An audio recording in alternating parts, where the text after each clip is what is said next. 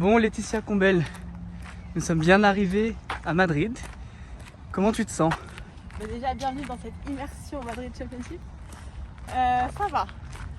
Je suis pas trop stressée. J'étais très stressée il y a quelques jours parce qu'on est arrivé hier par avion et on prend très rarement l'avion, donc c'est un peu le stress de est-ce qu'on va pas le rater, est-ce qu'on va pas perdre les bagages.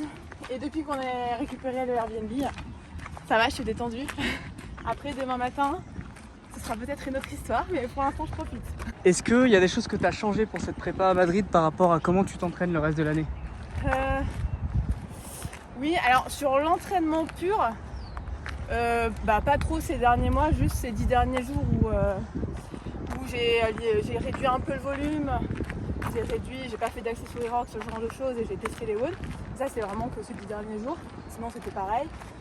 Par contre en termes de préparation, ouais, ça fait 3 mois que je me prépare au mieux, et ça passe par un certain nombre de choses. Ça fait 3 mois que je fais de la sorte de préparation mentale avec beaucoup de visualisation, de travail avec JP, voilà, beaucoup de travail comme ça de préparation mentale pour arriver le plus près et profiter et être là j'ai envie d'aller à la compète.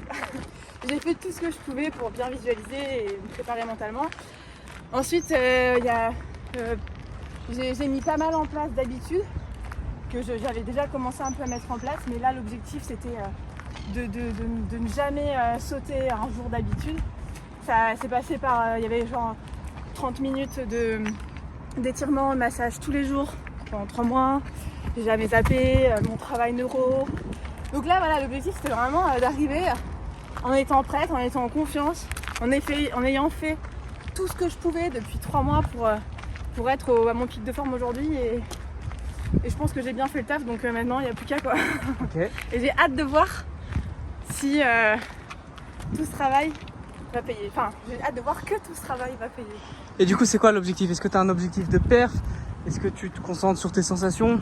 C'est plus un objectif en termes de ressenti. J'ai vraiment envie de kiffer cette compète, d'arriver à tout donner, de ne pas avoir de regrets sur les woods bien sûr, mais c'est de me dire j'en profite à fond et j'ai envie qu'à la fin je me dise c'est déjà fini quoi. Ok. Mon objectif c'est vraiment ça, et puis si j'ai un objectif un peu sous-jacent, c'est qu'à la fin de la compète, j'ai pris confiance en moi pour mon prochain objectif. D'accord.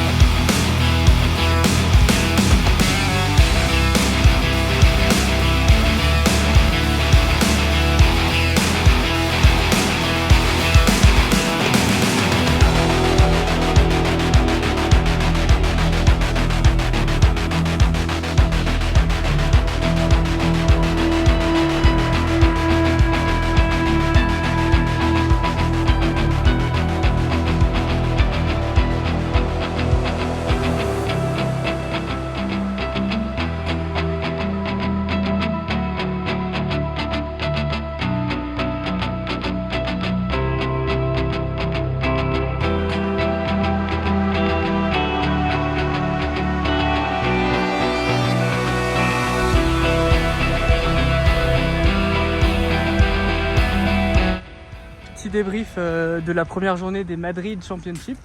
Comment tu te sens déjà? C'est passé super vite déjà la première journée, et ouais. Franchement, je suis contente, j'ai fait ce que je pouvais.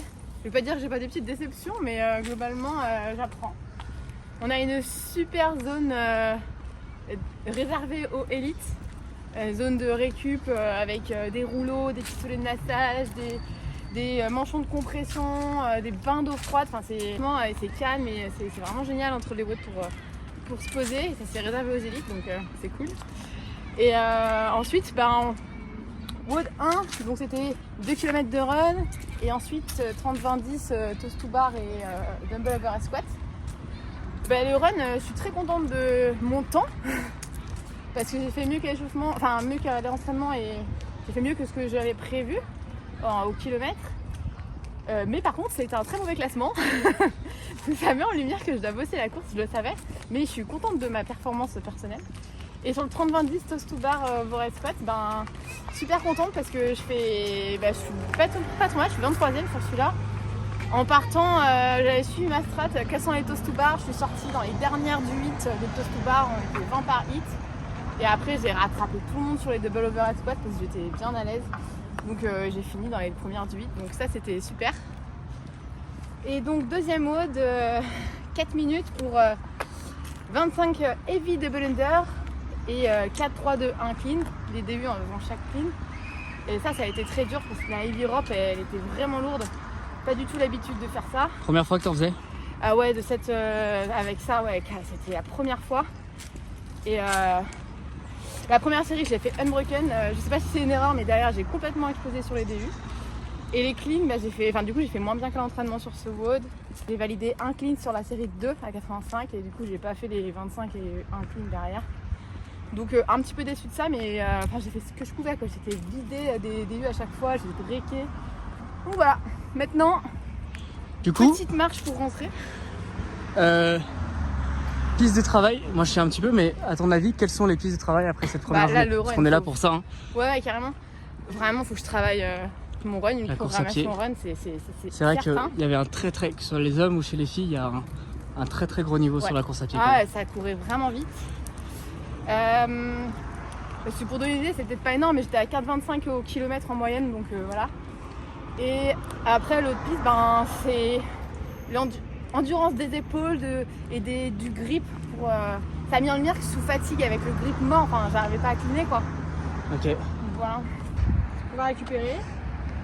Et puis demain, let's go, ça commence par un WOD avec des HSPU, donc ça c'est cool. Ça c'est cool. Et voilà.